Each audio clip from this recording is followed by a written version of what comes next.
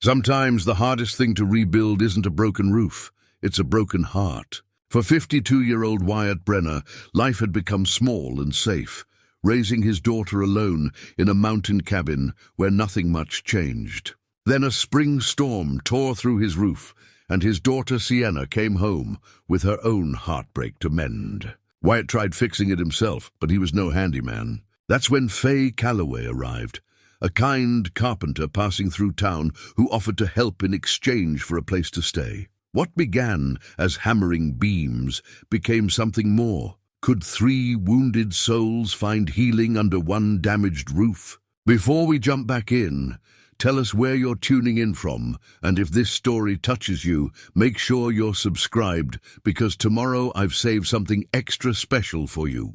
The morning air in the high country carried that particular crispness that comes only in early spring, when winter hasn't quite released its grip, but the promise of warmth lives in every sunrise. Wyatt Brenner stood on his porch with a cup of coffee gone lukewarm in his hands, staring at the gaping hole in his roof where last night's storm had torn through cedar shingles and exposed beams like ribs through torn skin. He'd built this life carefully, quietly, in the 7 years since Caroline died. The cabin sat on 5 acres of pine and Douglas fir, far enough from town that neighbors were a concept more than a reality.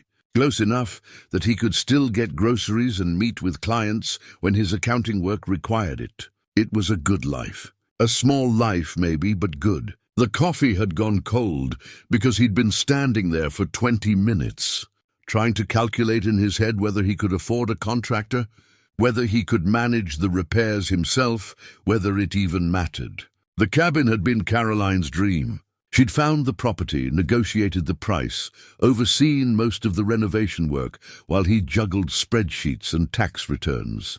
She'd had capable hands, his wife, hands that knew how to hold a hammer, plant a garden, deliver a foal when their neighbor's mare went into labor at midnight.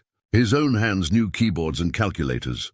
They knew how to hold his daughter when she cried, how to sign permission slips and braid hair, poorly, but with love. They did not know roofing. The sound of tires on gravel pulled him from his thoughts. Wyatt turned to see Sienna's sedan coming up the long drive, moving slowly over the ruts and rocks. His heart did what it always did when he saw her, lifted and sank simultaneously. Pride and worry, joy and concern, all tangled together in the complicated knot of loving someone more than your own life. She parked beside his truck and stepped out, and Wyatt felt his chest tighten. She looked thin, not unhealthy but worn down like a stone smoothed by too much rough water. Her dark hair was pulled back in a careless knot, and she wore an oversized sweater that had probably belonged to Devon, though Wyatt suspected she didn't realize it. "Hey, Dad." Her smile was genuine but tired. "Hey, sweetheart." He set down his coffee and opened his arms, and she folded into them like she used to when she was small. She smelled like the lavender soap she'd used since high school, and something else, something sad that had no scent, but he recognized anyway. "I brought too much stuff," she said into his shoulder. "I might have overpacked." "There's no such thing as overpacking when you're coming home." He held her tighter for a moment, then released her. "Let me help you unload." The car was indeed packed full. Suitcases, boxes, a desk lamp, framed photos facing backward so he couldn't see what memories she'd chosen to bring. They worked in comfortable silence, carrying her life back into the cabin, into her old bedroom that he'd kept exactly as she'd left it, though he'd dusted regularly and changed the sheets once a month, just in case. When the car was finally empty, they stood in the kitchen and looked at each other with the careful politeness of people who love each other but don't know what to say. "The roof," Sienna said finally, glancing up at the ceiling. "Yeah, storm came through pretty hard last night. Can you fix it?" Wyatt laughed, but there wasn't much humor in it. "I can try. Might end up making it worse, but I can try." "Dad." Her voice carried that particular tone that meant she was about to say something true. "You don't have to do everything yourself." "I know. Do you?" He busied himself making fresh coffee, grateful for something to do with his hands. "I'll call around."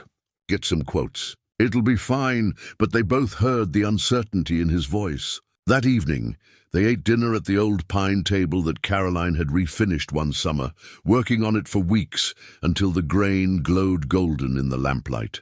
Wyatt had made spaghetti, one of the 3 dishes he could reliably prepare, and Sienna had said it was good, which they both knew was generous. "Do you want to talk about it?" Wyatt asked, pushing pasta around his plate. "Not really." Sienna took a sip of water. "Not yet. That's okay. I just needed to be somewhere that felt like home. Somewhere that made sense," Wyatt nodded. He understood that feeling better than she knew. After Caroline died, this cabin had been both sanctuary and prison. A place where her presence lived in every corner, every carefully chosen detail. Some days that was comforting. Other days it was unbearable. "You can stay as long as you need," he said. "Forever if you want." "Your room is your room." "Thanks, Dad." She reached across the table and squeezed his hand. "I'm going to figure things out. I just need a minute to breathe. Take all the minutes you need." That night, lying in his own bed with the sound of wind whistling through the damaged roof, Wyatt stared at the ceiling and thought about all the things he'd never learned to do. Caroline used to tease him about it gently with love. She'd called him her beautiful, impractical man and kissed his forehead when he'd tried to fix the porch railing and somehow made it worse. He'd always thought there would be time to learn, time to become the kind of man who knew which end of a nail gun to point where, who could identify wood rot by sight, who understood the mysteries of load-bearing walls and proper drainage. But time had a way of running out when you weren't paying attention. And now, here he was, 52 years old, with a hole in his roof and hands that only knew how to calculate other people's depreciation schedules. Down the hall, he could hear Sienna moving around in her room. Unpacking, probably. Trying to fit her life into the smaller container of childhood, even temporarily. He wanted to help her, wanted to fix whatever Devon had broken in her. But he'd learned that you can't fix people. You can only love them and be present and hope that's enough. The wind picked up, and somewhere in the damaged section of roof, something creaked and groaned. Wyatt closed his eyes and tried not to think about how much professional roofing might cost. Tried not to think about the money he'd been setting aside for Sienna's wedding, now sitting uselessly in an account marked Father of the Bride Fund. Tried not to think about how he was supposed to take care of his daughter when he couldn't even take care of a house. Outside, the pines whispered secrets to each other in the darkness. Inside, 2 people who loved each other lay awake in separate rooms, each carrying wounds they didn't quite know how to name, waiting for morning to come and bring with it another day of carefully not talking about the things that hurt most. The roof could wait until tomorrow. Everything could wait until tomorrow. That's what Wyatt told himself as sleep finally came, heavy and dreamless as stone. Morning came with that particular quality of light that makes everything seem possible, even things that probably aren't. Wyatt stood at the base of the extension ladder he'd borrowed from Mrs. Kerrigan 3 miles down the road, looking up at the damaged section of roof with what he hoped was determination, but suspected was closer to dread. "You sure about this?" Sienna stood beside him, coffee mug in both hands, her expression skeptical. Not even a little bit.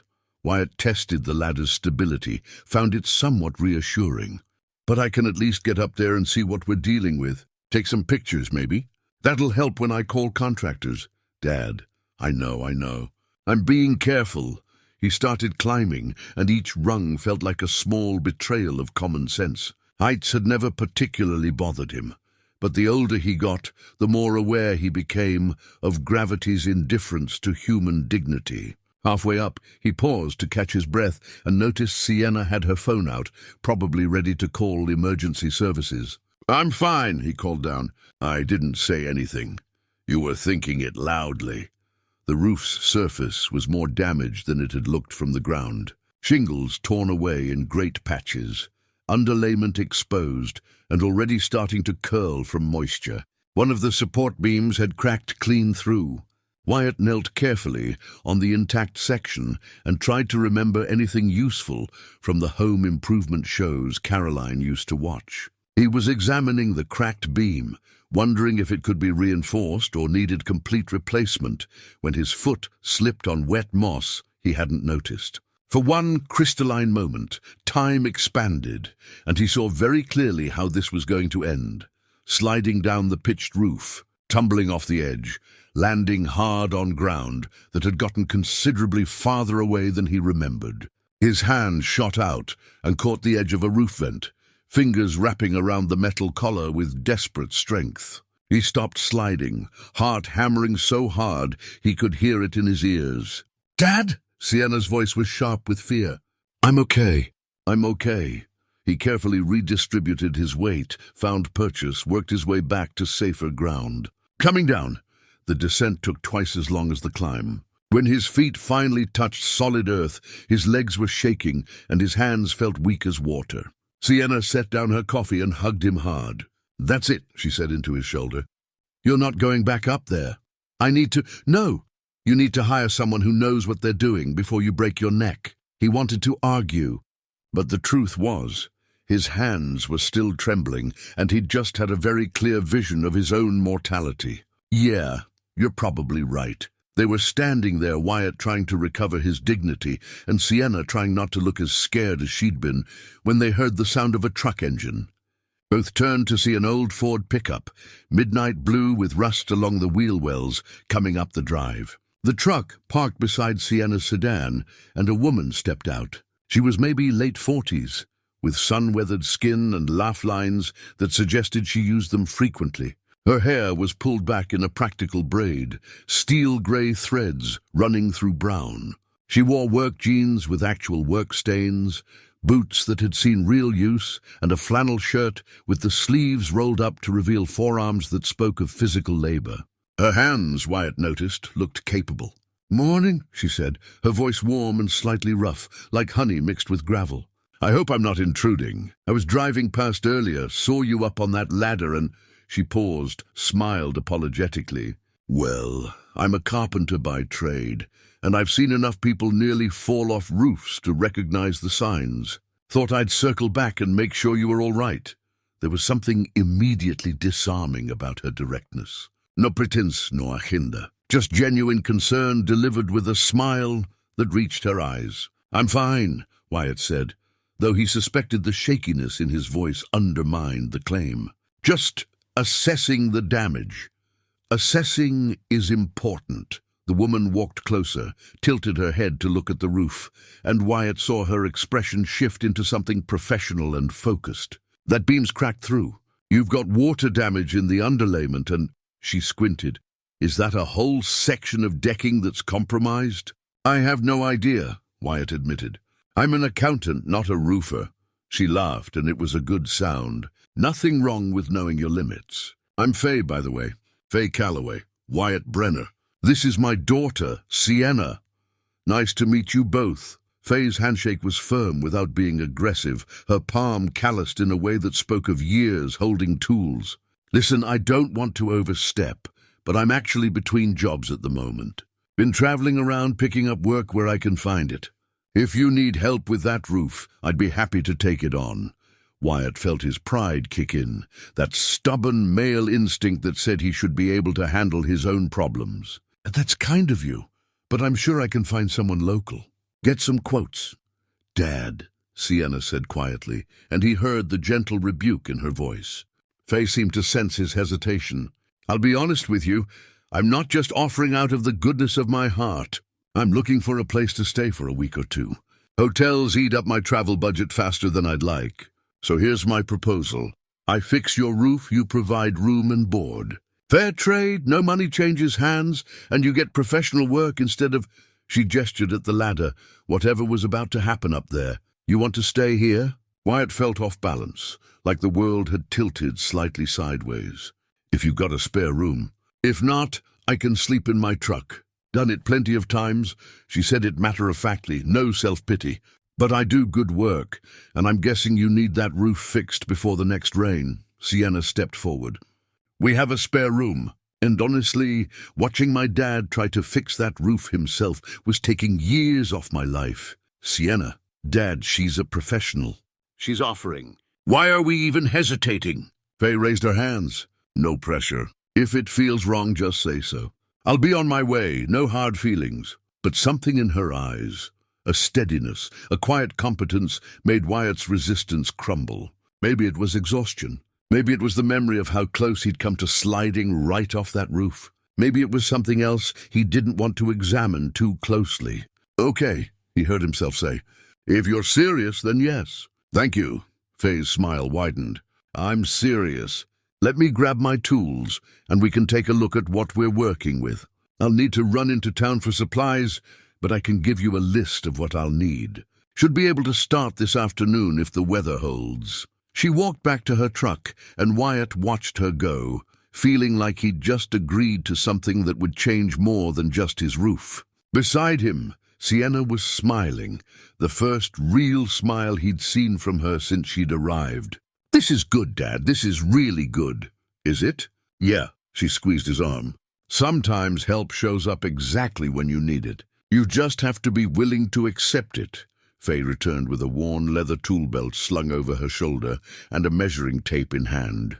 And Wyatt thought about Caroline, who'd always said the universe had a way of providing if you paid attention.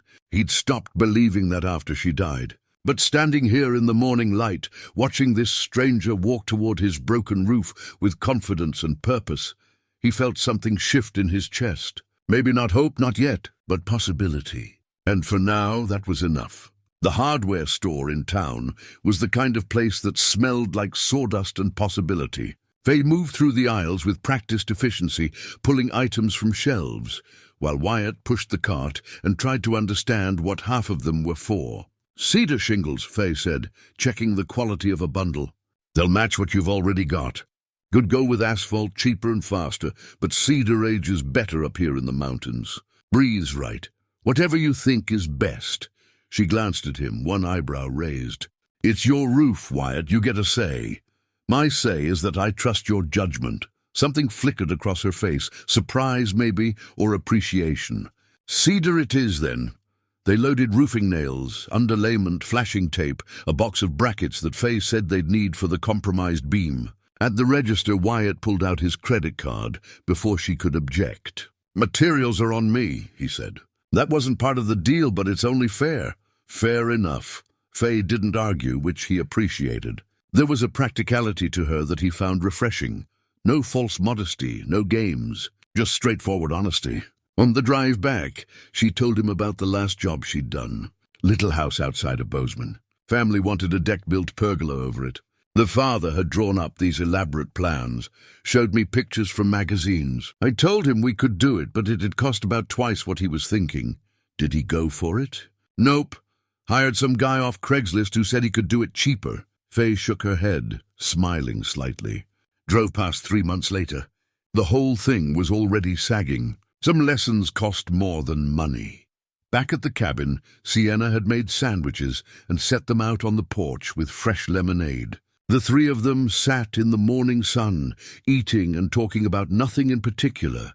The weather, the price of lumber, whether the eagles that nested in the tall pine were back yet this year. Wyatt found himself studying Faye when she wasn't looking. There was something solid about her, something grounded. She held her sandwich with both hands like she was really present for the experience of eating it, really tasting it. When Sienna asked where she was from originally, Faye's face softened.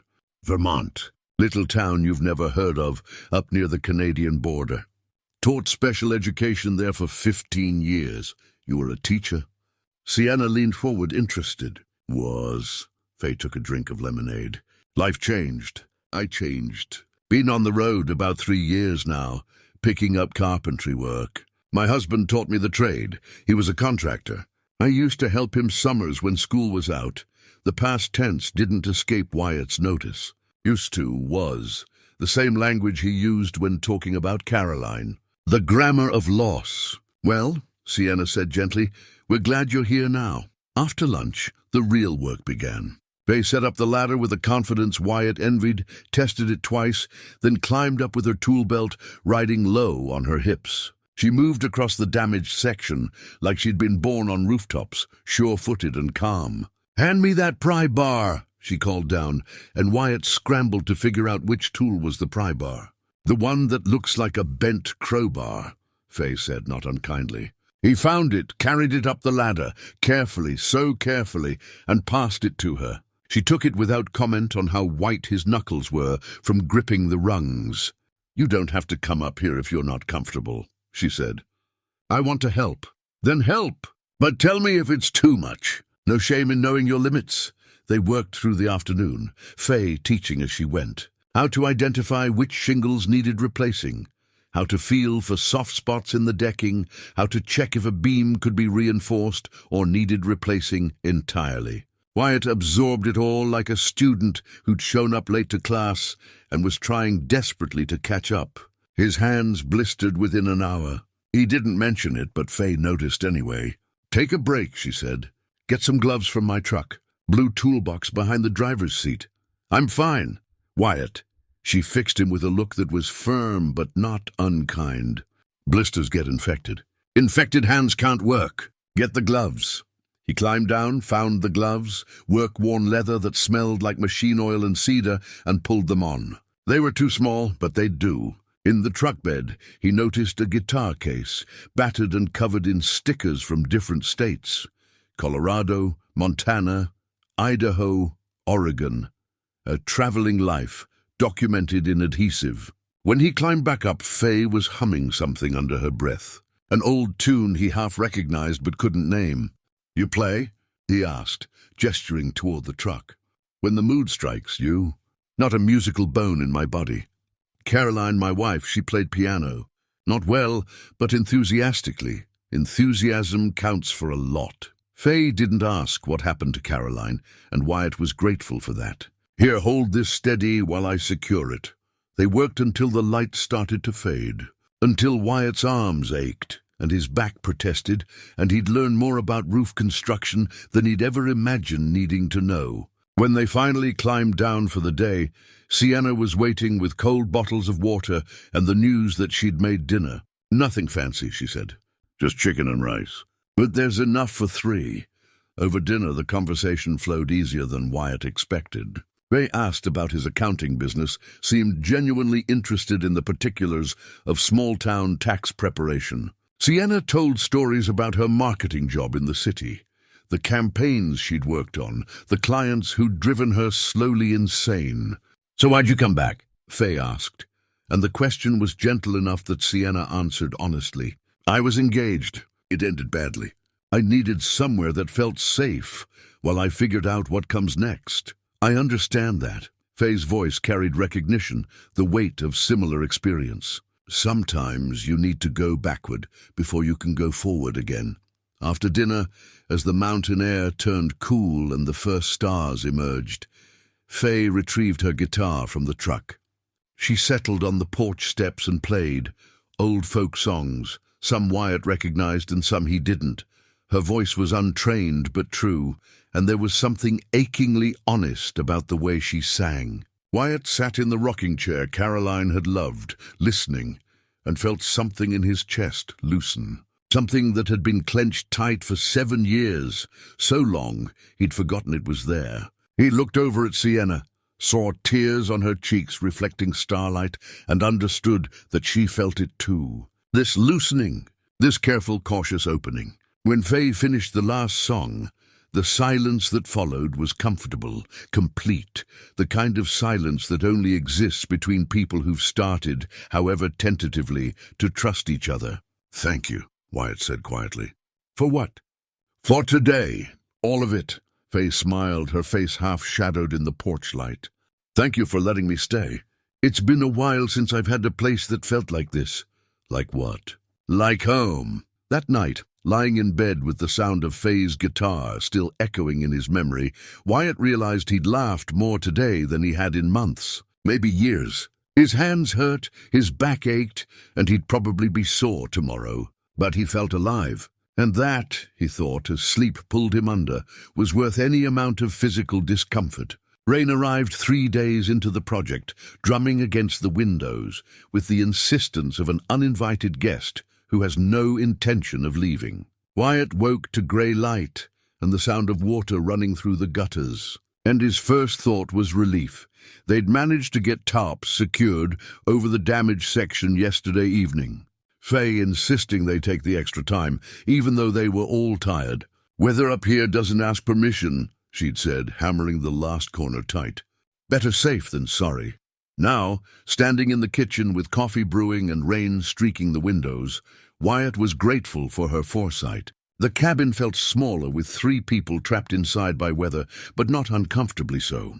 Cozy, maybe. Like the walls had drawn in closer to keep them safe. Sienna emerged from her room wearing sweatpants and one of her mother's old sweaters. Wyatt recognized it immediately, felt his heart squeeze. She'd found it in the hall closet, probably. He'd kept Caroline's things, unable to part with them, telling himself he'd sort through everything eventually. Eventually had become 7 years. "Morning," Sienna said, then stopped, looking down at the sweater. "Is this okay?" I should have asked. "It's fine, sweetheart. It looks good on you." She poured herself coffee, and they stood together listening to the rain. Faye appeared a few minutes later, hair wet from a shower, looking more rested than Wyatt had seen her yet. "Forced day off," she announced. "The roof gods have spoken. What do people do on forced days off?" Sienna asked, smiling slightly. "Well, in my experience, they drink too much coffee. Tell stories they wouldn't normally tell, and maybe bake something if the mood strikes." I could get behind that plan. They migrated to the living room, where Wyatt built a fire in the stone fireplace, one thing he actually knew how to do competently. The flames caught and grew, pushing back the grey dampness of the day. Outside, the rain intensified, and inside, the 3 of them settled into a comfortable arrangement. Sienna curled up in the corner of the couch, Faye took the armchair, and Wyatt claimed the ottoman near the fire. "My mother used to make cinnamon rolls on rainy days," Sienna said suddenly. "I wonder if we have the ingredients." She went to investigate, and Wyatt heard her opening cabinets, the sound of glass jars being moved around. When she returned, her eyes were bright with unshed tears, and she was holding a small wooden recipe box. "I found this," her voice wavered. "Mom's recipes. Her handwriting—" Wyatt stood, went to her, but before he could say anything comforting or useless, Faye spoke. "May I see?" Sienna handed her the box, and Faye opened it carefully, with the reverence of someone who understands that some objects are more than just objects. She pulled out a card, read it, smiled gently. "My husband used to write recipes down," Faye said quietly. "His mother's, mostly. Things she'd made when he was growing up. After he died, I found them all in a folder in his workshop. Flour dusted and stained with vanilla extract." She looked up at Sienna. "It hurt to read them, but it also helped. Does that make sense?" "Yes." Sienna's voice was barely audible. "It makes perfect sense. How long has it been?" Wyatt asked, the question emerging before he could stop it. "Since your husband, 5 years. Faye handed the recipe box back to Sienna with care. "Heart attack, sudden. One morning he was kissing me goodbye, heading to a job site. By noon he was gone. The silence that followed was heavy, but not oppressive. Just honest. The kind of silence that holds grief without trying to fix it. "Cancer," Wyatt said. 7 years ago. We had time to say goodbye, which was both a blessing and a curse. Every day watching her fade, knowing what was coming, powerless to stop it." Sienna wiped her eyes. "I was 22. Still in college. I came home and—" She stopped, shook her head. "Sorry, this is supposed to be a nice rainy day, not a therapy session." "Sometimes those are the same thing," Faye said. "Tell you what, let's make your mother's cinnamon rolls. The 3 of us. We'll tell stories while we bake. Good ones. The kind that make us remember why we loved them." So they did. Sienna read the recipe in Caroline's careful handwriting, and they gathered ingredients, and somehow the kitchen became a place of alchemy. Flour dusted the counters. Faye showed Sienna how to knead dough properly, hands pressing and folding with practiced rhythm.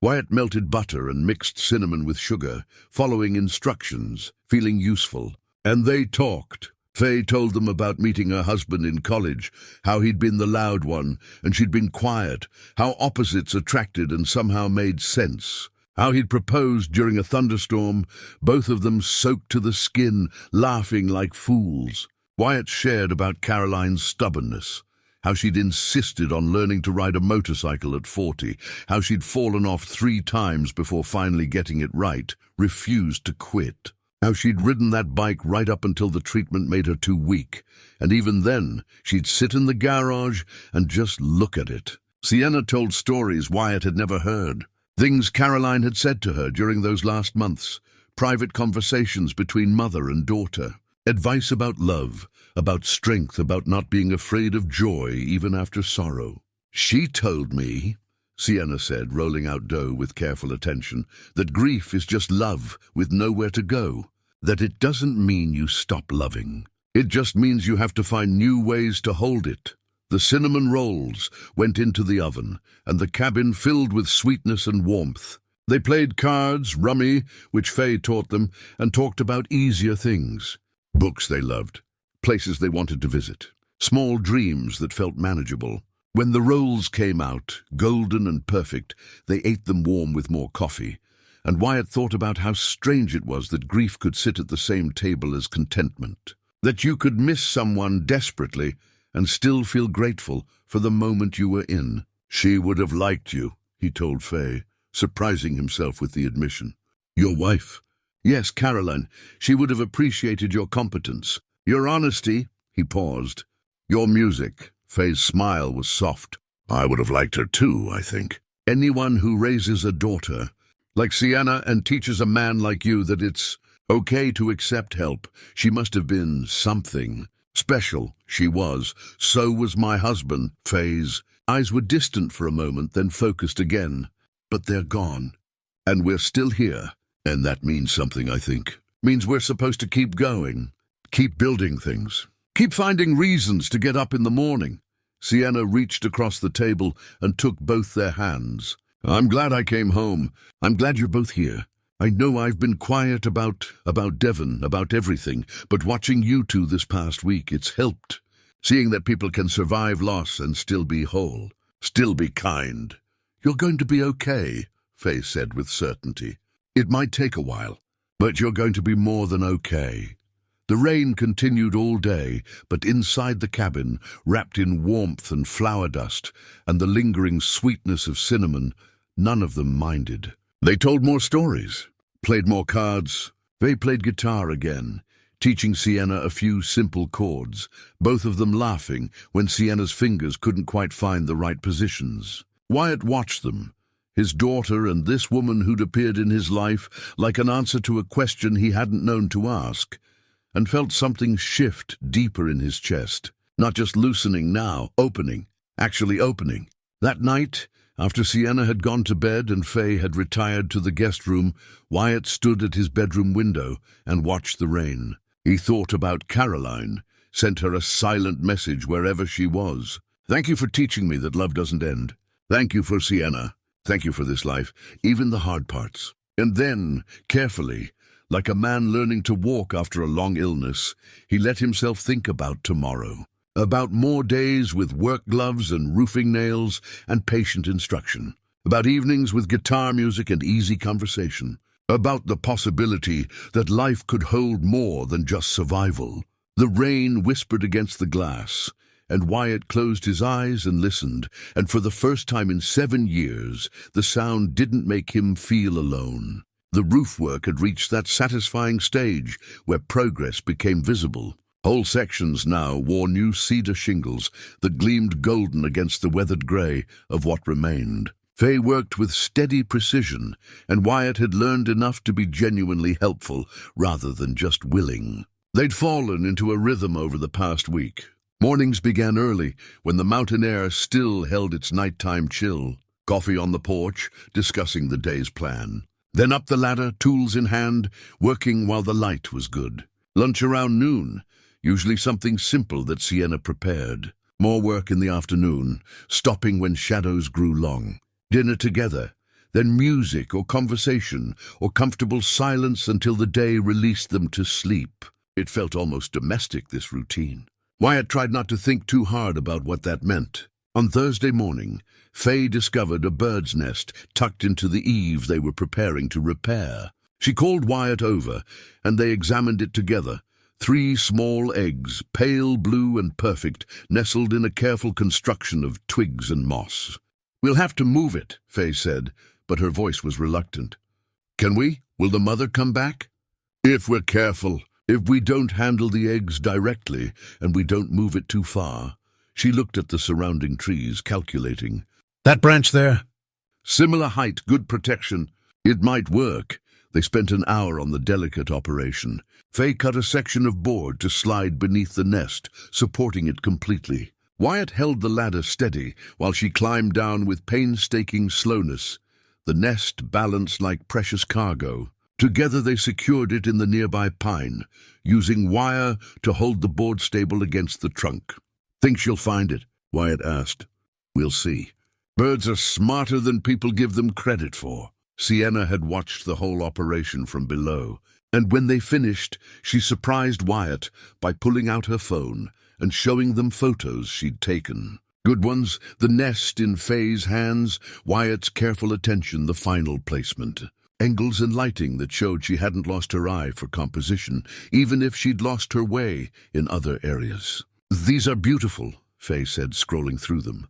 "You've got real talent." "Had. I worked in marketing, not art. Talent doesn't go away just because you put it aside." Faye handed back the phone. "My husband used to say that creative instincts are like muscles. They atrophy if you don't use them, but they remember. They come back." Sienna looked at the photos again, something shifting in her expression. "Maybe." They were packing up tools for the day when a car pulled into the drive. An older sedan that had seen better years, driven by a woman who had not. Mrs. Kerrigan emerged with the careful movements of someone whose joints protested every morning, her white hair pulled back in a bun that had probably been fashionable 60 years ago. "Wyatt Brenner!" she called out, her voice carrying remarkable strength for someone so physically diminished. "I've been wondering when you'd return my ladder." "Mrs. Kerrigan?"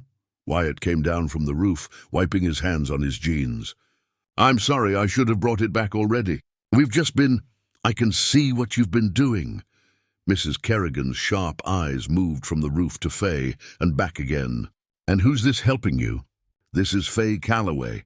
She's a carpenter." "Faye, this is Mrs. Kerrigan, my neighbor.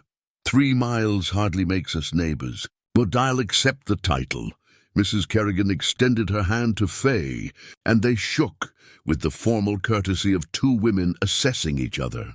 "You're doing good work up there." "I can see it from here." "Thank you, ma'am. How long have you been staying?" The question was direct, unapologetic. "About a week and a half." "I see." Mrs. Kerrigan turned back to Wyatt. "Well, it's good to see you accepting help for once. You've been alone in this cabin long enough, stubborn as your father was. A person needs company, needs purpose beyond just surviving." Wyatt felt heat rise in his face. "Mrs. Kerrigan, don't Mrs. Kerrigan me. I'm 83 years old, which gives me the right to speak plainly. Your Caroline was a lovely woman, rest her soul, but she wouldn't want you living like a hermit. She'd want you to..." She stopped, seeming to reconsider her words. "Well, she'd want you to be happy. That's all I'm saying." The silence that followed was excruciating. Sienna had frozen on the porch steps. Faye suddenly found something fascinating about the tool belt in her hands. Wyatt wanted the earth to open up and swallow him whole. "I appreciate your concern," he managed finally. "Good, then appreciate it by bringing my ladder back tomorrow." Mrs. Kerrigan softened slightly. "And perhaps bring your friend with you. I have some fence posts that need replacing, and I suspect she'd do them properly instead of the half job my grandson attempted last summer." "I'd be happy to help," Faye said, recovering her composure. After Mrs. Kerrigan left, the 3 of them stood in awkward silence. Finally, Sienna started laughing, a genuine, unrestrained sound that broke the tension like a hammer through glass. "I'm sorry," she gasped between laughs. "I'm so sorry, but the look on your face, Dad. It wasn't funny." "It was a little funny," Faye said, smiling despite herself. "She basically announced to the entire valley that we're..." Wyatt stopped, unsure how to finish that sentence. "That you're what?" Faye's tone was gentle, careful. "I don't know." "That we're something we're not. And what aren't we?" The question hung in the air between them. Wyatt looked at Faye, really looked at her, saw the openness in her expression, the willingness to have this conversation, even though it was complicated and frightening, and neither of them had asked for it. "I don't know that either," he admitted. "Well," Faye set down her tool belt with deliberate care. "When you figure it out, maybe let me know." She walked into the cabin, not angry but not quite relaxed either, and Wyatt stood there feeling like he'd just failed a test he hadn't known he was taking. "Dad!" Sienna came down the steps, put her hand on his arm. "She's not asking you to know everything. She's just asking you to be honest about not knowing. I'm too old for this." "For what? For being happy? For taking a chance? For starting over? For—" He gestured helplessly at the cabin, the roof, the whole complicated situation. "For all of it. You're 52, not 92, and even if you were 92, it still wouldn't be too late." Sienna's voice carried an edge now, frustration mixing with love. "You've been taking care of me my whole life.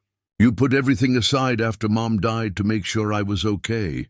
Well, I'm okay now. I'm going to be okay. So maybe it's time you let yourself be okay too."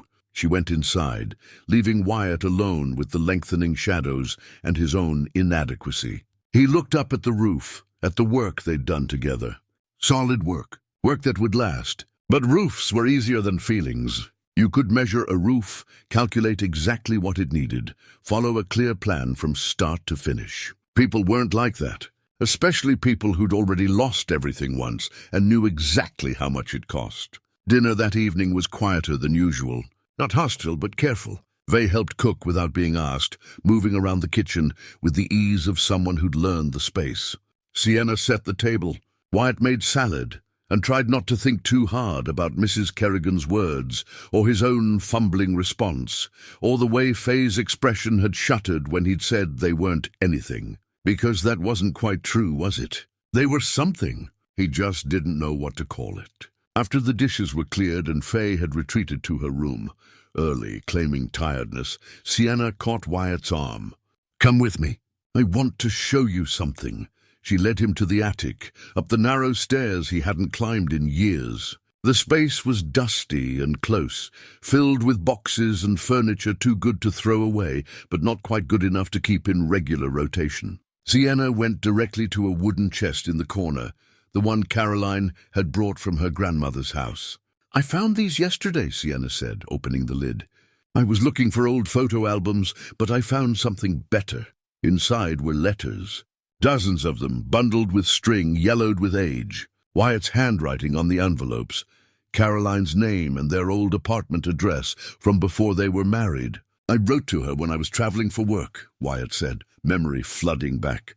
"She was finishing her degree. I'd taken that contract job in Denver. We couldn't afford phone calls every night, so you wrote letters." Sienna pulled out a bundle, held it carefully. "Can we read them?" "Together." Something in Wyatt's chest clenched and released simultaneously. Yeah, we can." They sat on the attic floor, dust motes dancing in the single hanging bulb's light, and read letters from 30 years ago. Wyatt's younger self spoke from the pages, earnest, hopeful, deeply in love with a woman he was afraid of losing to distance and time. "Listen to this one," Sienna said, her voice thick with emotion. "You wrote, 'I know we're young and everyone says we should wait, that there's plenty of time for commitment and mortgages and all the sensible things. But I've never been good at sensible when it comes to you. I want messy and imperfect and real. I want every day, even the boring ones. Especially the boring ones.'" Wyatt remembered writing that letter, remembered the fear underneath it that Caroline would realize she could do better, that his love was too much or not enough or just not right. "She kept every single one," Sienna said. "And look," she opened another bundle, these in Caroline's handwriting addressed to Wyatt, her letters back. She saved them too. They read for an hour, trading letters back and forth. Young love captured in ink and paper, dreams and doubts and small daily observations. Caroline writing about her psychology classes, about the cat she'd rescued, about missing Wyatt's terrible cooking and worse jokes. Wyatt writing about job sites and hotel rooms and counting days until he could come home. They were so young, Sienna said finally, so uncertain about everything except each other. We figured it out as we went. Made mistakes. Fixed most of them. Did you ever regret it? Marrying young, settling down? Never. Not once.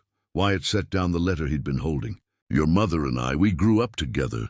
Grew into the people we became, side by side. That's a gift, Sienna. Not everyone gets that. But you could have it again. Not the same way, but... She stopped, chose her words carefully. Dad, Mom would want you to be happy. She told me that, actually. When she was sick. Made me promise I'd tell you someday that it was okay to move on. That loving someone new didn't mean forgetting her. Wyatt's eyes burned. She said that. She said you'd probably wait too long. Said you'd be loyal to a fault, noble and stubborn and completely maddening. Sienna smiled through tears. She knew you pretty well. I miss her. I know. So do I. Sienna took his hand. But she's not here, and Faye is. And I see the way you look at her, Dad. I see the way she looks at you. And I see two people who've both been alone too long, both been hurt too badly, both afraid to take another chance. It's complicated. Love is always complicated. That's not an excuse. They sat in silence, surrounded by ghosts made of paper and ink. Finally, Wyatt spoke. What if I mess it up? What if I'm too old, too set in my ways? What if she realizes I'm not worth the trouble? What if you're perfect for each other and you never find out because you were too scared to try? The simplicity of it hit him like cold water. All his rationalizations, his careful distance, his determination not to impose or assume. It was all just fear dressed up in courtesy. Oh, when did you get so wise? He asked. I had good teachers. Sienna stood, brushed dust from her jeans. Come on. I think there's someone you need to talk to. But when they came down from the attic, Faye wasn't in her room. Wyatt checked the kitchen, the living room, finally saw through the window that she was outside, sitting on the porch steps, guitar across her lap, but not playing. Go, Sienna said, giving him a gentle push. Wyatt walked out into the cool evening, sat down beside Faye, but not too close. For a long moment, neither of them spoke. I'm sorry, Wyatt said finally. For earlier. For being scared? Faye's voice was soft, without judgment. Yes, scared. I'm scared too. She adjusted the guitar on her lap, fingers finding a chord but not strumming. I've been running for 3 years, Wyatt, town to town, job to job, telling myself I was living an adventure when really I was just avoiding the possibility of getting hurt again. And now? Now I'm here. And I'm terrified because this feels different. You feel different. She finally looked at him. But I'm tired of running. I'm tired of being alone. And if I leave when this roof is finished, I think I'm going to regret it for whatever time I have left on this earth. Wyatt's heart hammered. I don't want you to leave. Then what do you want?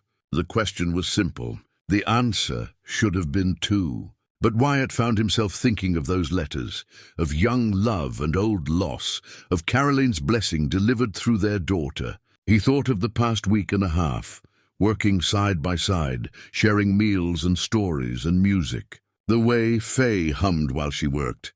The way she listened, really listened when he talked. The way she'd moved the bird's nest with such care. I want more time, he said.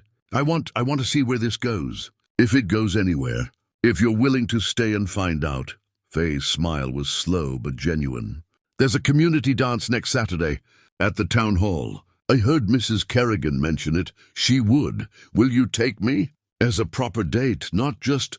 Faye gestured at the cabin, the roof. Not just this arrangement we've had? Yes. The word came easier than he expected. Yes, I'll take you. Good. She strummed the guitar, finally, a simple chord progression that resolved into something sweet and hopeful.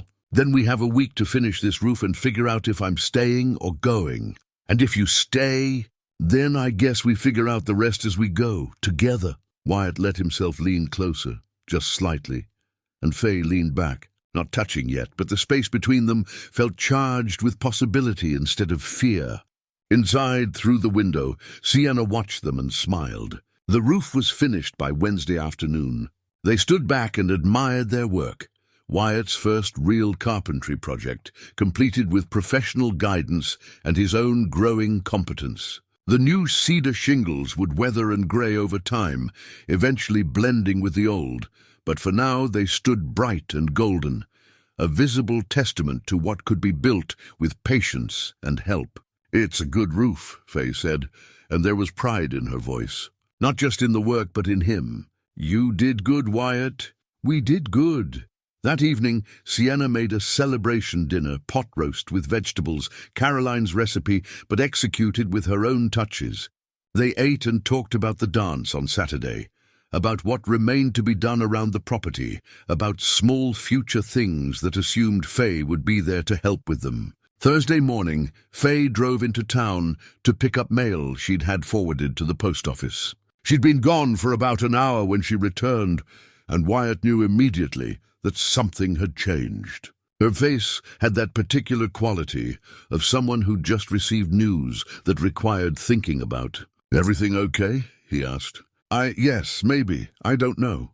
She held an envelope, official looking. Can we talk? You and Sienna both?"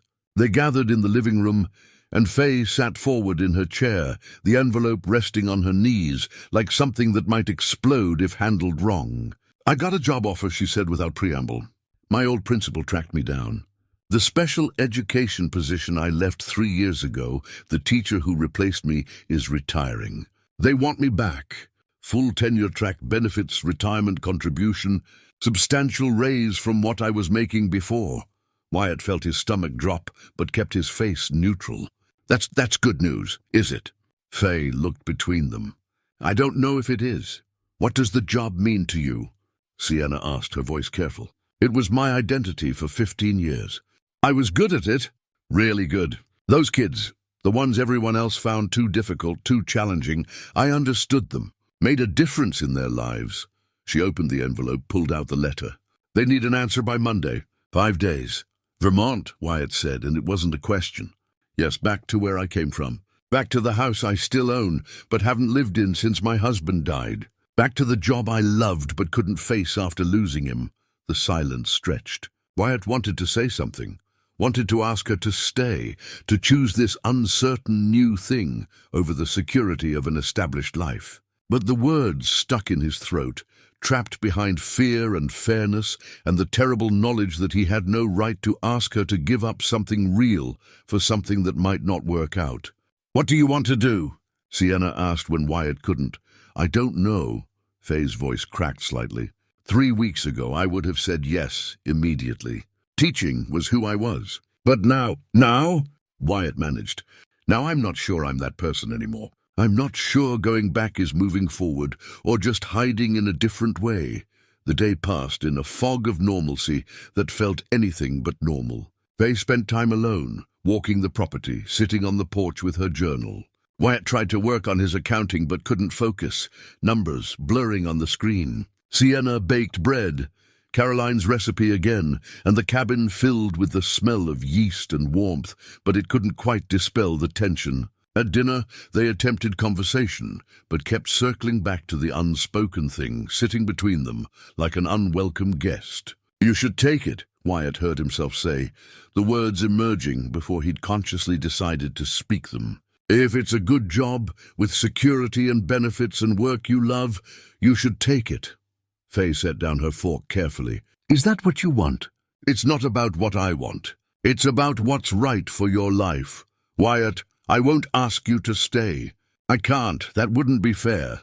The hurt that flashed across Faye's face was immediate and raw. "Fair? You think what's fair is pretending you don't care either way?" "I didn't say I don't care. You didn't say you do either." She stood, her chair scraping against wood. "I need some air." She left through the back door, and Wyatt sat there feeling like he'd just failed some crucial test without understanding the question. "Dad." Sienna's voice was sharp with frustration. "What are you doing?" "Giving her space to make the right choice. You're protecting yourself. You're so afraid of being hurt again that you won't even fight for what you want. I don't want to manipulate her decision.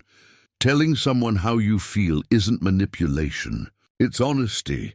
Sienna stood too, her eyes bright with anger and tears. "Mom died 7 years ago. 7 years you've been alone, been safe, been careful. And the first time something good walks into your life, you're ready to let it walk right back out because it's easier than risking your heart. You don't understand. I understand perfectly. You think you're being noble, but you're just being a coward." She left him sitting there, and Wyatt stared at his plate, at the food gone cold, at the life he'd so carefully constructed around absence and safety. Sienna was right, and he knew it. But knowing and doing were different countries, separated by an ocean of fear. He found Faye, an hour later, sitting on the fallen log near the tree line where they'd relocated the bird's nest. She didn't look up when he approached, but she didn't tell him to leave either. "I'm sorry," Wyatt said, sitting beside her with careful distance between them. "Sienna's right. I'm scared." "Of what?" "Of losing again. Of caring about someone and having them taken away. Of being that broken again." He forced himself to continue. "After Caroline died, I barely functioned for a year. Sienna had to come home from college, take care of me because I couldn't take care of myself. I swore I'd never be that vulnerable again, never need someone that much. So you've been alone instead, safe instead." "Or so I thought." Faye finally looked at him. "I'm scared too, Wyatt. My husband died suddenly. One minute he was fine, the next he was gone. No warning, no preparation. Just over. I've spent 3 years running because staying still meant facing the possibility of settling somewhere, caring about someone, building a life that could be destroyed in an instant. But teaching is safe," she interrupted. "It's what I knew before. But going back means admitting the last 3 years were just running away. Means returning to a house full of ghosts and memories and all the grief I tried to drive away from. And staying means risking everything on something uncertain. Means building something new with someone I've known for 2 weeks. Means being brave in a way I'm not sure I can be." Her voice dropped. "But when I think about getting in my truck and driving away from here, my chest hurts. And I don't know if that means I should stay, or if I'm just confusing comfort with something deeper." Wyatt reached for her hand, held it carefully. "I don't want you to go. I should have said that immediately, clearly, without hesitation. I don't want you to go, and if you stay, I promise to actually try. Not just exist beside you, but build something with you. Whatever that looks like. But," Faye's eyes searched his face, "but I also don't want you to give up something real and secure for something that might not work. That wouldn't be fair to you. Let me decide what's fair to me." They sat in the gathering darkness, hands linked, both terrified and both hoping. Finally Faye spoke. "I need a few days. To think, really think about who I am now and what I actually want. Not what makes sense, not what's safe, but what I want. Okay. And you need to figure out if you're ready to actually let someone in. Really in. Because I can't do halfway, Wyatt. I've been halfway for 3 years, and it's killing me slowly. I understand." But as they walked back to the cabin under stars that offered no answers, Wyatt wondered if he did understand, if he could be what she needed, if he could risk everything again after spending 7 years building walls around his heart. The next 3 days passed in a strange suspension of time, like living inside a held breath. Faye spent hours walking, journaling, sitting alone on the porch with coffee gone cold. She was polite at meals, present but distant, working through something internal that Wyatt could only respect from afar. Wyatt found himself in his workshop, a small shed behind the cabin where Caroline's tools still hung on the wall, mostly unused since her death. He'd never been good with his hands in that way, but Faye had taught him basics over the past 2 weeks. Measuring, cutting, sanding. Simple things that added up to something whole. He decided to make something for her, not as persuasion or bribe, but as proof. Proof that he'd learned, that he could build things now, that he was different than he'd been before she arrived. A bird, carved from cedar scraps left over from the roof, small enough to fit in a palm, wings spread like it was caught mid-flight. Sienna found him on Friday afternoon, bent over the workbench with a carving knife and a pile of wood shavings at his feet. "What are you making?" she asked. "Probably a mess," but he held up the bird, rough and unfinished. "It's supposed to be, I don't know. A gift maybe, or an apology, or a promise. It's sweet, Dad." She picked up sandpaper, handed it to him. "Here, smooth the edges. Birds shouldn't have sharp corners." They worked together in comfortable silence, Sienna offering guidance when he got stuck, Wyatt's hands slowly learning what they needed to do. The bird emerged gradually from the wood, imperfect, absolutely, but recognizable, real. "She might leave anyway," Sienna said quietly. "I know, but at least you'll know you tried. Is that enough?" "It has to be." Sienna touched the bird's wing gently. "You can't control what other people choose, Dad. You can only control what you offer them. And this," she gestured at the carving, at him, at the workshop he'd finally entered, "this is real. This matters." That evening, Faye asked to speak with both of them after dinner. The formality of it sent Wyatt's stomach into knots, but he nodded, and they gathered in the living room like they had 2 days ago, except this time Faye didn't sit. She stood by the fireplace, gathering words. "I need to tell you both the whole story," she began. "About why I left Vermont. About the last 3 years."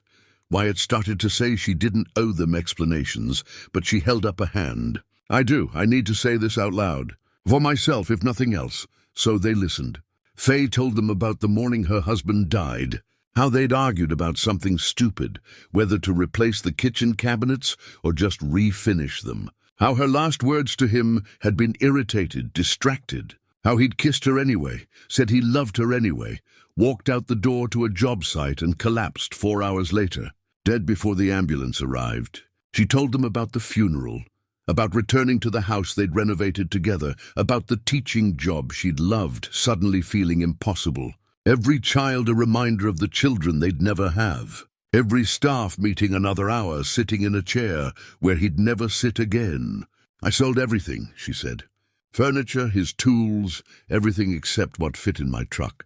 I kept the house because I couldn't face selling it, but I haven't been back in 3 years. Just paid someone to check on it occasionally, keep the pipes from freezing.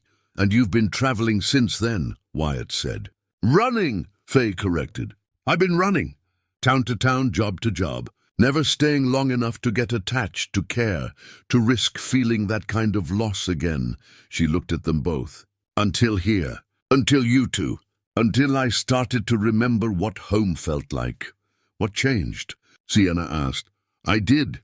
Or maybe I just got tired of running. Maybe I finally understood that you can't outrun grief. It follows you everywhere. So you either let it swallow you whole, or you learn to carry it and keep moving forward anyway." Faye pulled the job offer letter from her pocket, looked at it like it was a map to a country she'd already left. "This job, it's everything I thought I wanted when I started traveling. Security, purpose, a return to who I was before. But I'm not that person anymore. I can't go back to that house and pretend the last 3 years didn't happen. Can't pretend I'm the same woman who fled from grief instead of facing it. So what will you do?" Wyatt's voice was barely above a whisper.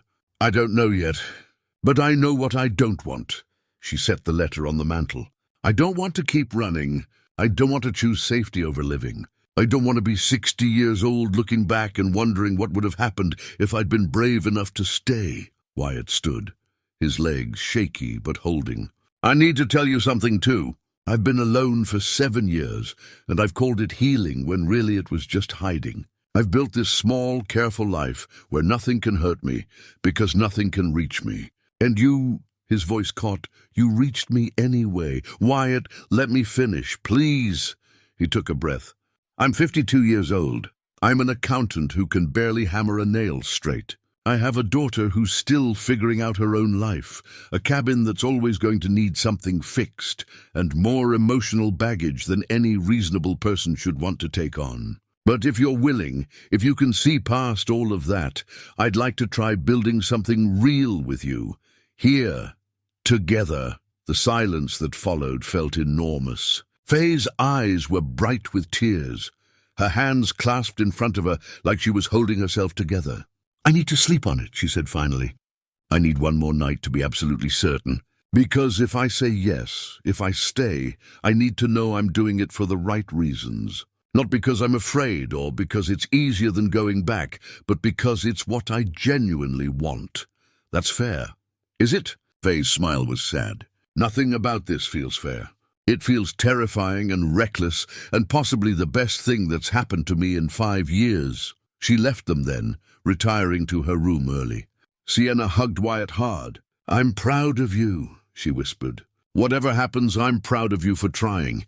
That night, Wyatt finished the carved bird, sanded it smooth, rubbed oil into the wood until it glowed. It wasn't perfect. One wing was slightly larger than the other. The tail feathers weren't quite symmetrical, but it was honest.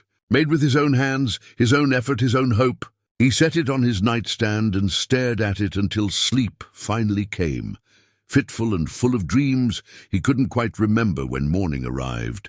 Saturday dawned clear and bright, the day of the community dance. The day Faye had promised an answer.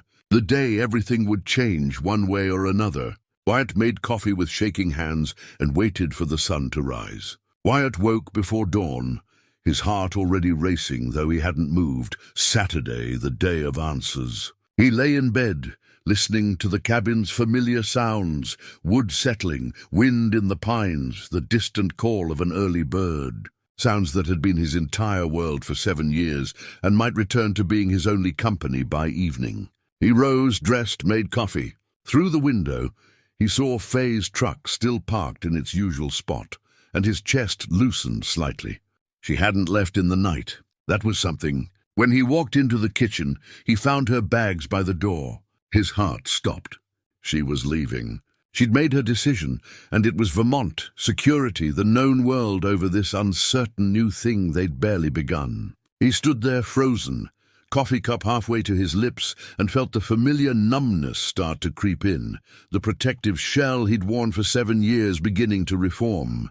"Wyatt?" He turned. Faye stood in the doorway to the guest room, hair loose around her shoulders, wearing one of the flannel shirts she favored for work. Her face was calm, but her eyes held something he couldn't quite read. "I see your bags are packed," he said, and his voice came out flat, defensive. "Yes." She walked into the kitchen, poured herself coffee with steady hands. "I stayed up most of the night thinking. Made a list of pros and cons, like some kind of decision matrix. Tried to be logical about it. And logic kept pointing me back to Vermont. Established career, financial security, a house I already own, work I know I'm good at. On paper, it's the obvious choice." Wyatt nodded, not trusting himself to speak. This was it, then. The end of something before it had really begun. But then I thought about what my husband used to say. Faye's voice softened. He'd tell me that the heart knows things the head can't calculate. That the best decisions he ever made looked stupid on paper, but felt right in his gut. She set down her coffee, crossed the distance between them, and Wyatt's breath caught. "I packed my bags because I need to drive to town today. Get the rest of my things from storage. Because," she pulled a folded paper from her pocket, "I emailed the principal last night. Declined the offer." The words didn't immediately make sense. Wyatt stared at her, processing, his coffee cup forgotten in his hand. "You what?" "I'm not going back to Vermont. I'm staying here." Her smile was tentative but real. "If you'll still have me. Not in your cabin. I need my own space, at least to start. But nearby, close enough to see where this goes. Faye." It was all he could manage, her name emerging like a prayer. "I'm done running, Wyatt. Done letting fear make my decisions. Teaching was who I was, but it's not who I am now. These past 3 years on the road, I learned I'm good at building things. Maybe it's time I build a life instead of just fixing other people's roofs. But the security, the benefits, I'll figure it out. I'm a good carpenter. I can start a business here, take on local projects. It won't be easy, but easy hasn't made me happy." She reached out, touched his face gently. "You make me happy. This place makes me happy. Sienna makes me happy. And I'm tired of choosing safety over joy." Wyatt set down his coffee before he dropped it, pulled her close, held her like she might dissolve if he let go. She held him back just as tightly, and they stood there in the morning light, 2 people who'd been broken finding wholeness in each other. "I made you something," Wyatt said finally, pulling back just enough to see her face. "It's not much. It's probably terrible, actually. But..." He retrieved the carved bird from his bedroom, brought it back, placed it in her hands. Faye looked at it, turned it over carefully, traced the imperfect wings with one finger. "You made this? With what you taught me? It's rough, I know, but I wanted you to have something that proved I can learn. I can change. I can build things if someone shows me how." Faye's eyes filled with tears. "It's beautiful." It's crooked. It's perfect. She closed her hand around it, held it to her chest. Thank you for this. But for being willing to try, are you sure? Wyatt needed to ask, needed to give her one more chance to reconsider. About staying? About all of it? More sure than I've been about anything in 5 years. She kissed him then, soft and certain, and Wyatt felt something in his chest that had been frozen for 7 years finally. Fully thaw. When they broke apart, Sienna was standing in the doorway, grinning through happy tears. "So I guess this means you're staying?" she asked Faye. "If that's okay with you." "It's more than okay." Sienna crossed to them, wrapped them both in a hug. "It's perfect." "You're perfect. This whole weird, unexpected thing is perfect." They stood together, the three of them, and Wyatt thought about Caroline. Sent her a silent message of gratitude for the life they'd built, the daughter they'd raised, the love she'd taught him was possible, and for whatever cosmic benevolence had sent Faye Calloway down his driveway at exactly the right moment. "So what happens now?" Faye asked. "Now," Sienna said, releasing them, "we find you a place in town. Something with space for a workshop, maybe. Close enough that you can come over for dinner, but far enough that you're not living in each other's pockets." "Practical and romantic," Faye said, laughing. "I like it. And tonight," Wyatt added, finding his voice and his courage simultaneously, "we go to that dance. As a proper date." As he looked at Faye, really looked at her, as people who are figuring this out together. "I'd like that." They spent the morning calling about rentals, making plans, talking about next steps, with the easy excitement of people who'd stopped fighting their own happiness. Mrs. Kerrigan called. Somehow she'd already heard about Faye staying, and offered to spread the word about a new carpentry business in town. "You'll have more work than you can handle," she promised. "Everyone around here has something that needs fixing." By afternoon, they'd found a small cottage on the edge of town, 2 bedrooms, a shed that could be converted to a workshop, a porch that faced the mountains. The owner could have it ready by the end of the week. "It's not much," the landlord said apologetically. "It's perfect," Faye corrected, and squeezed Wyatt's hand. As they drove back to the cabin, Wyatt felt lighter than he had in years. Scared still, yes.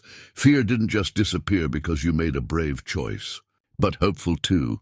Actually, genuinely hopeful. "Thank you," he said to Faye as they pulled into the drive. "For what?"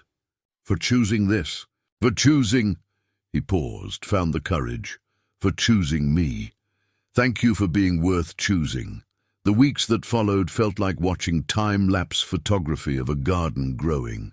Things that should have taken months seemed to happen in fast-forward, propelled by momentum and purpose, and the simple fact that all 3 of them had stopped resisting and started building. Faye moved into the cottage on a Thursday. Wyatt and Sienna helped, driving a small U-Haul from the storage facility 2 towns over where she'd kept her life in boxes for 3 years. Unpacking revealed the artifacts of her previous existence. Photo albums, her husband's favorite coffee mug, teaching awards, furniture that had once filled a house she'd fled from. "I thought this would be harder," Faye said, unwrapping a framed picture of her and her late husband on their wedding day. "Young faces, endless hope. Looking at all this again." "Is it?" Sienna asked gently. "No, it's okay. He was real. We were real. That doesn't go away just because I'm building something new." She set the photo on the mantel, positioned it carefully. "He'd like you both, I think. He always said I needed people who'd call me on my nonsense." "We can definitely do that," Wyatt said, and Faye laughed. The cottage transformed over days. Faye hung her tools in the shed-turned-workshop, organized her supplies with the precision of someone who'd spent years working from the back of a truck and relished having actual space. She painted the bedroom a warm sage green, hung curtains, made the place hers. But she was at Wyatt's cabin more often than not. Dinners stretched into evenings, evenings into nights spent talking on the porch or playing guitar or simply existing in comfortable silence. They moved slowly, deliberately, learning each other's rhythms, boundaries, hopes. A kiss goodnight, held hands during walks. The physical intimacy of people who'd already lived full lives and didn't need to rush. Sienna found a job at a local non-profit that worked with at-risk youth. Nothing fancy, nothing like her marketing career in the city, but it felt right. She started taking photographs again. Mountain landscapes, wildlife, the small moments of daily life. Posted some online and was surprised when people wanted to buy prints. "I forgot I could make things," she told Faye one afternoon, the two of them sorting through Sienna's photos on the cottage porch. "I'd gotten so caught up in selling other people's visions that I stopped having my own." "Easy trap to fall into," Faye said. "But you're finding your way back." "So are you. So is Dad. We're all—" Sienna paused, searching for words. "We're all becoming ourselves again. Better versions, maybe." Faye's carpentry business took off faster than any of them expected. Mrs. Kerrigan made good on her promise, spreading word through the community with the efficiency of a military operation. Soon Faye was booked solid: deck repairs, custom furniture, a complete kitchen renovation for a family 3 valleys over. Wyatt helped where he could, handling the business side. Invoices, scheduling taxes.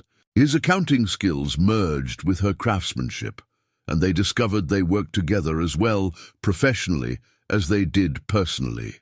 One Saturday, 6 weeks after Faye had decided to stay, they worked together on a project of their own. A sign for the cottage. Simple wood, rooted letters, nothing fancy.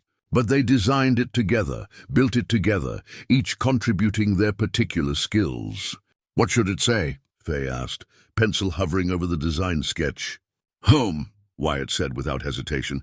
"Just home." They carved and sanded and finished it together, then hung it beside the cottage door. Faye stood back looking at it, and Wyatt saw her eyes shine with tears she didn't bother hiding. "First real home I've had in 3 years," she said. "First real home I've felt in 7, Wyatt replied. That evening they threw a small gathering. Nothing elaborate, just Sienna, Mrs. Kerrigan, a few neighbors, some of Faye's new clients. Simple food, acoustic music, conversation that flowed easy as water. Mrs. Kerrigan cornered Wyatt by the makeshift bar, lemonade and iced tea, nothing stronger. "You did good, Wyatt Brenner," she said, nodding toward where Faye was showing Sienna and 2 neighbors her workshop. "Your Caroline would be proud." "You think so?" "I know so. She loved you enough to want you happy, even after she was gone. That's real love, the kind that doesn't end just because a heart stops beating." Mrs. Kerrigan patted his arm with surprising strength. "You're allowed to live, you know, even after loss, especially after loss." Later, after everyone had left and Sienna had driven back to her apartment, her own place now, a studio in town, Wyatt and Faye sat on the cottage porch and watched stars emerge in the darkening sky. "This feels right," Faye said quietly. "Scary, but right." "Scary how?" "Scary, like, what if I mess this up? What if I'm not good at this? I was married for 20 years, but that was different. We were young, grew up together. Now we're older, more set in our ways. What if—" Wyatt took her hand, threaded his fingers through hers. "What if we stop asking what if and just see what happens? Is it that simple? Probably not. But maybe we can pretend it is, just for tonight." She leaned her head on his shoulder, and they sat like that, while darkness claimed the valley and the temperature dropped, and the mountain air filled with the sound of wind through pine. "I love you," Faye said so quietly he almost missed it. "I didn't plan to. Didn't expect to. But I do." Wyatt's breath caught. He'd known it, felt it, but hearing the words was different, real in a way that thoughts couldn't be. "I love you too," he said, and the words came easier than he'd imagined. "I think I started loving you the day you climbed onto my roof and showed me I didn't have to do everything alone. That was only a few weeks ago. Sometimes a few weeks is enough." He turned to face her, cupped her cheek with his palm. "I wasted 7 years being safe. I'm done wasting time." She kissed him then, deep and sure, and Wyatt felt the last of his carefully constructed walls crumble completely. Not broken, dissolved, no longer needed. When they finally pulled apart, Faye was smiling. "So what happens now?" she asked. "Now we keep building. Your business, our relationship, whatever this becomes. One day at a time, together. No grand plans? No timelines?" "We're too old for timelines." We know how fast everything can change. Wyatt stood, pulled her up with him. But I know I want more days like this, more evenings on this porch, more chances to learn from you and laugh with you and figure out who we are together. That sounds perfect. They went inside as the night turned cold, the sign beside the door catching moonlight. Home, it said. Simple, true, earned.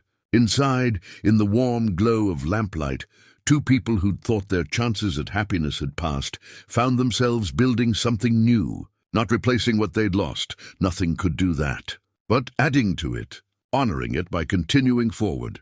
Outside, the mountains stood eternal and indifferent, witnesses to human joy and sorrow alike. But inside the small cottage with its workshop and its imperfect sign, there was warmth and love and the quiet miracle of second chances. 6 months passed like water over stone, constant, gradual, shaping everything it touched. Autumn arrived in the mountains with its usual extravagance, painting the aspens gold and filling the air with wood smoke and promise. Wyatt stood on his porch on a Sunday morning in late October, coffee in hand, watching the first snow dust the peaks in the distance. The roof above him, the one that had brought Faye into his life, stood solid and weatherproof, having endured the first real storms of the season without complaint.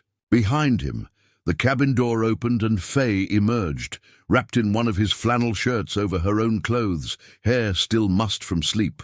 She'd stayed over more nights than not lately, though she still maintained her cottage. They were taking it slow, but slow didn't mean uncertain. Just careful, deliberate.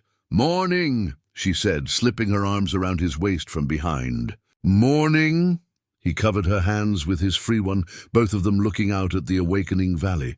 They'd fallen into routines that felt both new and ancient. Weekend breakfasts together, weekday dinners rotating between his cabin, her cottage, and increasingly Sienna's studio apartment. Work that complemented rather than competed.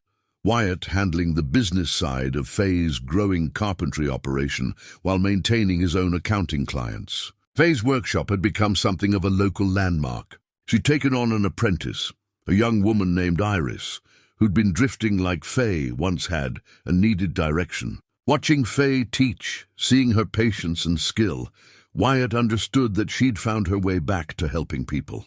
Just differently than before. "Sienna's coming for dinner tonight," Faye said. "She's bringing someone. A someone." She was vague about it, but there was something in her voice.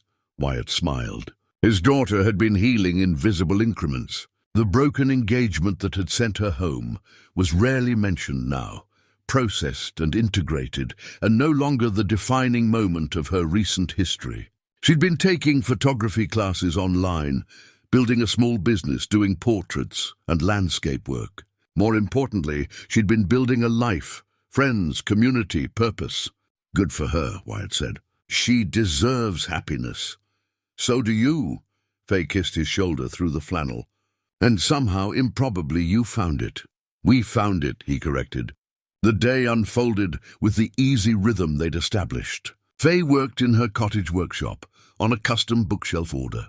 Wyatt tackled end-of-quarter reports for his clients. They met for lunch at the small diner in town, ran into Mrs. Kerrigan, who insisted on showing them photos of her great-grandchildren and commenting loudly about how good they looked together.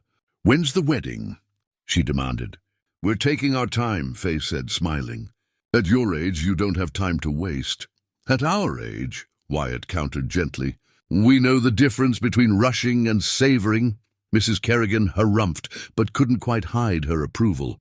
That evening, Sienna arrived with her someone, a quiet man named Adrian, who taught geology at the community college and had kind eyes and steady hands. They'd met when Sienna had been photographing rock formations for a local tourism campaign, and he'd stopped to explain the sedimentary layers with the enthusiasm of someone who genuinely loved his subject. Over pot roast, Caroline's recipe again, but made by all four of them working together in the cabin's kitchen, they talked and laughed and told stories. Adrian fit into the evening like he'd always been there, asking thoughtful questions, listening more than he spoke, clearly enchanted by Sienna. After dinner, Faye brought out her guitar, and they gathered on the porch despite the chill. She played and they sang, imperfectly but joyfully, old songs and new ones, harmonies finding themselves without effort. Watching his daughter lean against Adrian, seeing the easy affection between them, Wyatt felt his heart expand. She'd been so broken when she'd come home. They'd all been broken in their different ways, but somehow, together, they'd found ways to heal. After Sienna and Adrian left, Faye and Wyatt cleaned up together, moving around each other with the practiced ease of people who'd learned each other's rhythms. "She's happy," Faye observed, drying the last plate.